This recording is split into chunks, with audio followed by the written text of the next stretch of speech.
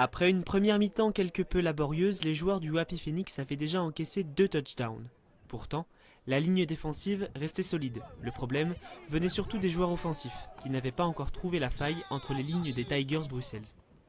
Pour autant, sur le score de 0 à 12, tout restait jouable, et les 2 cartons suivants pouvaient permettre au Phoenix de revenir dans ce match. Les Tournaisiens sont plus agressifs et font reculer les Tigers, qui enfin ont des difficultés à parcourir leurs 10 yards. Mais cette euphorie ne dure qu'un temps, puisque les joueurs offensifs continuent à balbutier leur football. Après une interception d'un des joueurs des Bruxelles, le score passe de 0,18 à 0,20 après que les Tigers aient réussi leur transformation. En fin de match, épuisés par l'impact physique de leurs adversaires, les Phoenix encaisseront encore un touchdown et s'inclineront finalement sur le score de 0 à 26. Après 3 matchs, les Phoenix ne comptent aucune victoire. Une catastrophe, il ne faut pas chercher midi à 14h, on a été mauvais, c'est tout, ils ont été meilleurs que nous certainement. Super boulot de la défense, je me suis même excusé dans le petit huddle qu'on a eu d'après-match auprès des défenseurs parce qu'ils ont fait un boulot super pour une D1 et nous on a fait un boulot indigne d'une D1.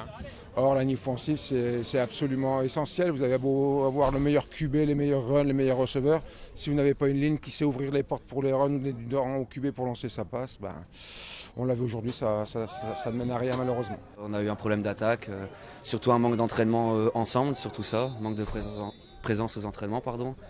Après en défense on a fait ce qu'on a pu, mais on gagne ensemble, on perd ensemble, quoi. C'est une équipe.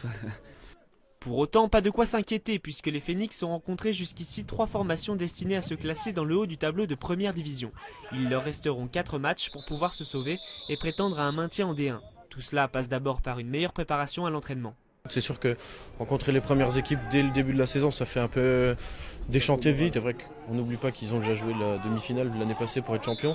Donc c'est sûr que c'est une sacrée équipe.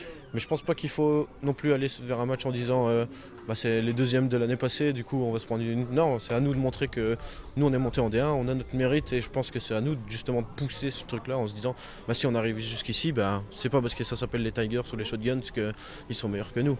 C'est juste que c'est à nous de prouver qu'on a notre place en D1. Par rapport à l'année passée, on a perdu entre 5 et 6 joueurs de l'équipe montante, du fait que certains joueurs ont arrêté, certains joueurs sont blessés, certains joueurs ont décidé de faire d'autres sports. Donc voilà, ça c'est la vie. Mais bon, c'est un peu, faut avoir la mentalité américaine, c'est que y a un joueur qui arrête, c'est le joueur derrière qui est là pour le remplacer. Il faut absolument qu'on se prépare. Là, on a un mois de préparation, on doit tout donner. Il nous reste encore 4 matchs et on verra ce que ça donne. Tout reste donc jouable pour le Phoenix qui peut encore espérer renaître de ses cendres.